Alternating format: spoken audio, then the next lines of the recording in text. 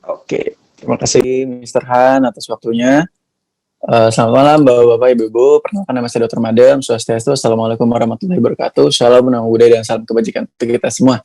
Oke, pada malam hari ini kita akan berbicara tentang ion negatif ya. Mungkin nanti apabila ada pertanyaan di akhir sesi boleh ditanyakan seputar ion negatif ataupun beberapa penyakit yang mungkin Bapak-Bapak, Ibu-Ibu mau tanyakan. Dipersilahkan ya. Itu tidak apa-apa, bertanya aja. Yang masih bingung boleh tanya, nanti sebisa mungkin akan kita bantu jawab. Tuh, nah, pada malam hari ini saya izin untuk screen sharing terlebih dahulu ya. Kita akan berbicara tentang ion negatif. Ya. Nah, kita akan membicarakan tentang manfaat ion negatif bagi kesehatan ya. Walaupun namanya negatif, tapi belum tentu efeknya juga negatif gitu. Nah, pada malam hari ini ada beberapa pertanyaan mungkin yang bapak-bapak dan ibu-ibu sering tanyakan nih. Jadi kayak seperti apa itu ion, lalu apa itu ion negatif ya, bagaimana terbentuknya, bagaimana dapat ditemukan ion negatif, efeknya bagaimana ya. Biasa paling banyak memang efeknya nih yang ditanyakan. Oke, kita langsung saja ke pertanyaan pertama. Ya, jadi apa sih itu ion? Ion itu adalah suatu atom ya, atau molekul yang mengandung sejumlah proton dan elektron yang bervariasi. Nah, namanya aja bervariasi, berarti ada variasinya, ada jenisnya nih. Ada dua, yang variasi besarnya, ada ion negatif dan juga positif. Ion negatif itu disebut anion, dan ion positif itu adalah kation ya. Jadi, kalau ion negatif ini jumlah elektronnya itu lebih banyak daripada jumlah proton dalam suatu atom atau molekul. Dan kalau misalkan ion positif itu kebalikannya ya, protonnya lebih dari jumlah elektron gitu. Ini seperti pelajaran kimia pada umumnya. Dan ini biasanya ion negatif bisa ada di mana-mana gitu. Sesuai dengan kadarnya, dan ini lebih jelasnya, jadi ion negatif sendiri itu adalah sekumpulan atom oksigen yang mengandung sebuah elektron ekstra. Nah, jadi contohnya seperti ini nih Bapak-bapak dan Ibu-ibu. Ion negatif itu ada di mana-mana ya. Kadarnya juga berbeda-beda, tapi biasanya memang ada. Dan ion negatif ini salah satu contohnya adalah ion oksigen. Ion oksigen ketika dia berkontak dengan sinar UV ya, sinar UV, lalu radiasi, lalu sinar matahari. Nah, hal itu akan menyebabkan perpecahan antara ion tersebut yang nantinya dibantu oleh sinar UV, ion tersebut, molekul ion yang sebelumnya positif itu akan dirubah menjadi bentuk yang negatif. Itu karena ada pertambahan dari sinar UV ya, benturan antara udara, antara tanaman, satu hal dan lainnya itu akan membentuk si ion negatif gitu. Jadi memang ada faktor pembuatnya juga nih. Jadi ada ion, ada sinar UV, dan berbagai macam hal yang lainnya dapat membuat si ion negatif ini terbentuklah ion negatif gitu. Jadi memang proses terbentuknya ion negatif ini dibantu oleh alam gitu ya. Jadi memang semakin bagus alamnya, semakin banyak juga ion negatif yang akan terbentuk di sana gitu. Karena memang salah satu pembentuknya adalah sinar UV. Selanjutnya adalah bagaimana nih terbentuknya. Tadi kan sudah dijelaskan bahwa udara yang ada di lingkungan itu merupakan partikel gas yang bermuatan listrik. Jadi memang di udara kita ini partikel gas itu bermuatan listrik dan juga dapat membentuk ion positif ataupun negatif, tergantung zat pembentuknya. Nah, terbentuk oleh alam. Dan ini harus digarisbawahi ya, jadi memang terbentuk oleh alam atas bantuan kerja dari air, udara, sinar matahari, dan radiasi bumi. Gitu. Jadi ini adalah zat-zat yang dapat membantu terbentuknya ion negatif gitu. Dari yang tadinya ion biasa. Selanjutnya ion negatif yang paling banyak ditemukan itu di berbagai macam tempat yang alami ya. Jadi memang semakin alami tempat tersebut, semakin banyak juga ion negatifnya. Dan terutama di tempat yang banyak mengandung air ya, karena di situ kan ketika ada air yang mengalir, nah di situ terdapat uap, terdapat percikan yang nantinya berbenturan dengan sinar UV dan juga ultraviolet atau ultraviolet, dan juga berbenturan dengan udara, tumbuhan yang lainnya, itu akan membentuk si zat yang namanya ion negatif gitu. Nah, ini adalah kadar dari ion negatif. Jadi memang kadarnya itu memang di semua tempat ada, namun berbeda-beda ya, tergantung dari tempatnya. Seperti yang dikatakan sebelumnya, semakin alami, semakin banyak juga terbentuknya ion negatif. Nah, salah satunya adalah perkantoran ya, lalu ada juga ruangan ber-AC. Ruangan ber-AC itu 0 sampai 20. Ini satuannya per 1 cc udara ya. Jadi ruangan ber-AC itu terdapat 0 sampai 20 cc ion negatif di dalam sana. Kenapa di ruangan ber-AC itu sedikit gitu kan? Karena memang saat kita menyalakan AC, pasti kita akan menutup pintu, menutup, jendela ya, karena ketika AC dinyalakan dan jendela atau pintu terbuka, otomatis dia nggak dingin-dingin ruangannya. Makanya orang cenderung menutup pintu, menutup jendela, menutup gorden, sehingga ruangan tersebut akan lebih dingin. Nah, hal itu juga dapat menimbulkan penurunan kadar ion negatif di sana. Itu, jadi kurangnya cahaya matahari, kurangnya udara yang masuk itu juga akan menurunkan kadar ionnya gitu. Dan di perkantoran, lalu di tempat perkotaan ya, yang tempat-tempatnya banyak polusi dan juga susah untuk masuknya udara dan juga cahaya, itu juga dapat menurunkan kadar ion negatifnya. Nah, sebaliknya dengan air terjun ya, di air terjun itu bisa sampai 95.000 sampai 450.000 cc gitu. Itu kadar ion negatifnya, karena memang itu udara terbuka ya, berkontak dengan sinar matahari, berkontak dengan udara, berkontak dengan tumbuhan. Di situ akan terbentuk ion negatif lebih mudah dan juga yang pasti lebih banyak.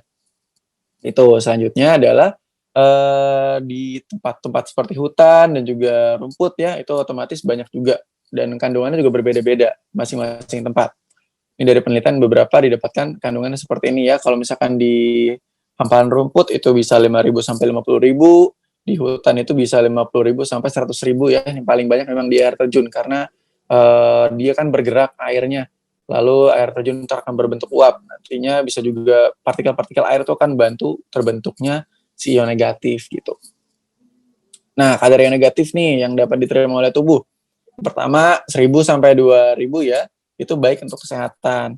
Selanjutnya ada 5.000 sampai 50.000. Nah, ini dapat meningkatkan kekebalan tubuh dan dapat membuat tubuh kita menjadi lebih sehat gitu. Selanjutnya adalah 100.000 sampai 500.000. Nah, ini membantu tubuh untuk menyembuhkan dirinya sendiri gitu. Jadi memang kadarnya juga sangat tinggi ya, dan bagus juga nih kalau misalkan sampai 500.000. Terutama di tempat-tempat yang tadi disebutkan ya, terutama di air terjun atau tempat-tempat yang mengandung banyak airnya gitu. Selanjutnya adalah efeknya ion negatif terhadap tubuh manusia. Yang pertama adalah meningkatkan imunitas tubuh dengan meningkatkan sistem kekebalan tubuh, namanya sel NK atau natural killer. Jadi sel ini yang nanti akan membunuh kuman dan juga penyakit, terutama virus ya. Nantinya ketika kuman dan penyakit itu dihancurkan, dibantu oleh peningkatan kadar sel NK dalam tubuh oleh ion negatif, hal itu dapat meningkatkan kesembuhan dan juga membantu proses penyembuhan tentunya.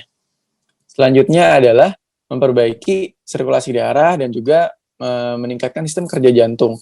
Jadi memang dari beberapa penelitian itu didapatkan ketika ion negatif masuk ke dalam aliran darah ya, melalui kulit, melalui udara dihirup.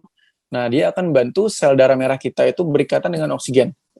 Ketika oksigennya banyak di dalam sel darah merahnya, dibawa dan diangkut oleh ke seluruh tubuh, hal itu juga akan memperbaiki sistem kerja dari berbagai macam organ kita, salah satunya otak. Otak itu kan paling tinggi ya jumlah asupan oksigennya, dan juga jantung.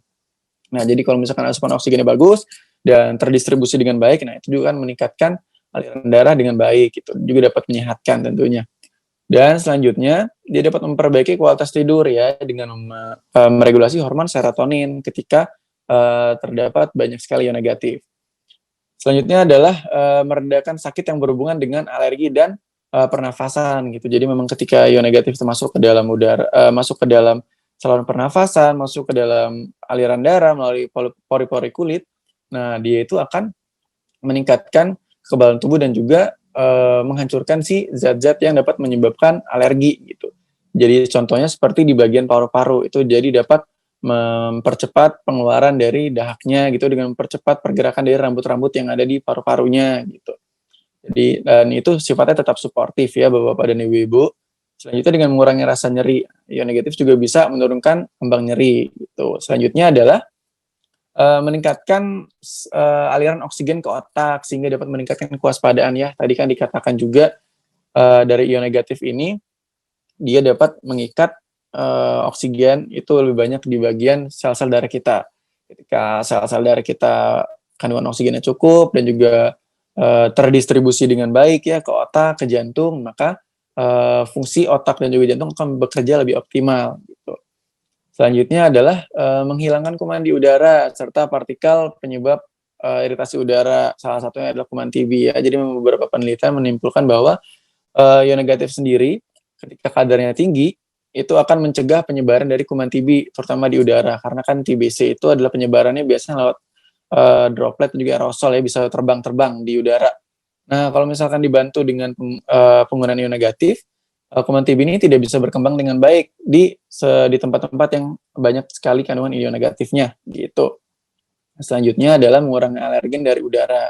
Ini sama aja ya, seperti menurunkan kadar ion positif dan juga meningkatkan kadar ion negatif, itu juga dapat meningkatkan udara yang baik, berarti gitu. Dan ketika ion positifnya tinggi, itu udara yang berpolusi itu juga semakin banyak gitu. Jadi perbandingannya ketika ion positif itu tinggi, kebanyakan polusinya juga akan lebih banyak gitu. Dan selanjutnya adalah ion negatif juga dapat mengurangi stres dan juga kelelahan. Ini biasanya kita dapat dari regulasi hormon serotonin ya.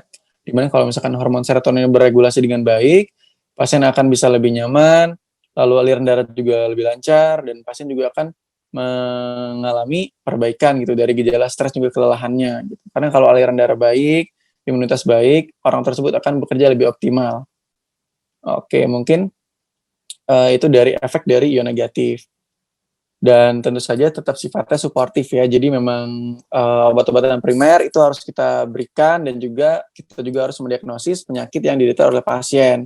Gitu. Dan ini ada pertanyaan juga nih yang pasti, apakah terdapat efek samping dari penggunaan ion negatif? Nah, tidak ada resiko penyakit ya sampai saat ini yang diderita untuk orang-orang yang berkontak dengan ion negatif yang dengan kadar yang cukup tinggi gitu. Jadi sampai saat ini belum ada penelitiannya dan memang untuk ion negatif sendiri ketika dia jumlahnya banyak, tadi kan dapat dikatakan sampai 500.000 ya, itu efeknya justru positif gitu. Dan itu juga dapat meningkatkan kekebalan tubuh kan, dapat menyebabkan tubuh kita dapat menghancurkan kuman-kuman dan bakteri yang ada di sekitar gitu. Jadi untuk kadar 500.000 sendiri masih aman dan efek sampingnya sendiri sampai saat ini tidak ada. Oke, mungkin itu saja penjelasan singkat dari ion negatif. Mungkin apabila ada pertanyaan dari bapak-bapak dan ibu-ibu, saya persilakan.